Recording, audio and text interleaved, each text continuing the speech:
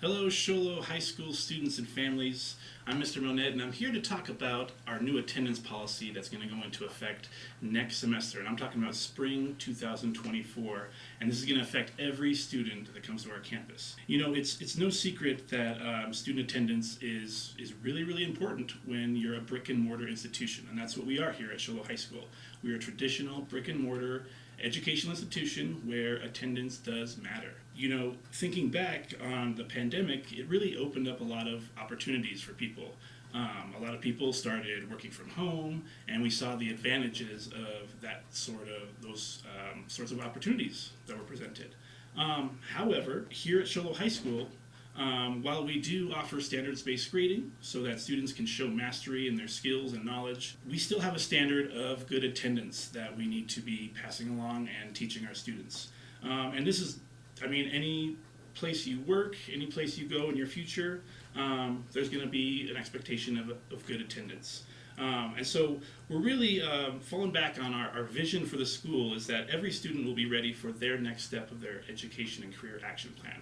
Whether that's going to college, going in the military, or going to work, there's going to be expectations for good attendance. And so that's kind of where we're looking, and we're doing a disservice if we aren't valuing good attendance with our students just as much as we're valuing good skills in reading and writing and math. I'm just going to talk just briefly about what the new policy is and the levels of support that you'll see from administration along the way. First off, this attendance policy is for each individual course. Because in high school we are credit-based, students need to be present in each class a sufficient amount of time to earn credit. So the first kind of warning is going to happen at 4 absences. So if a student misses 4 times in one class, families will receive a text and phone blast from the school just as a reminder of the attendance policy, and then will be attached our attendance policy and what will happen next. If a student continues to be absent for that class and they reach 7, they will receive a phone call from our attendance secretary, and she will place that student on what we call attendance probation. And attendance probation involves a worksheet where the student and family kind of brainstorms why they've been absent and what they can do to fix that and not be as absent as much moving forward. So that's at 7.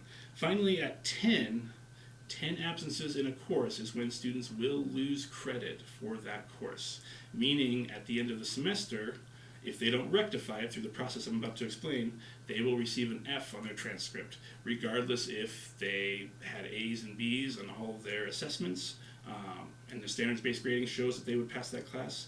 Because of their lack of attendance, they would receive an F on their transcript. However, when a student reaches 10, we are instituting an appeals process in which the family will be contacted again at 10 absences, and the student will be given another worksheet where they need to work with their teacher that they've been absent from so much in order to show administration that they've done the necessary things to recover that missed time in class. Those might be proactive things, like if you had a trip planned and the student emailed their teacher to figure out a plan of when they would get their assignments and turn them in.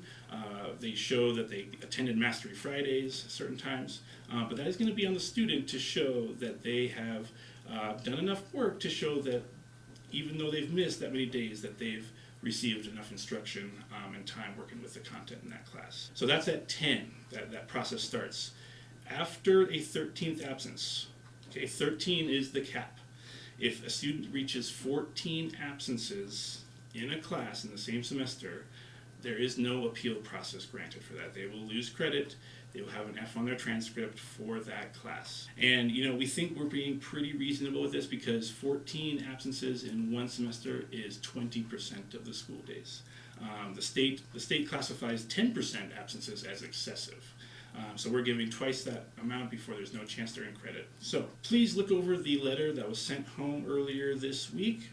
Every student was given one on Monday to take home. It was also text blasted and emailed out, and it has more information about the specifics of that policy.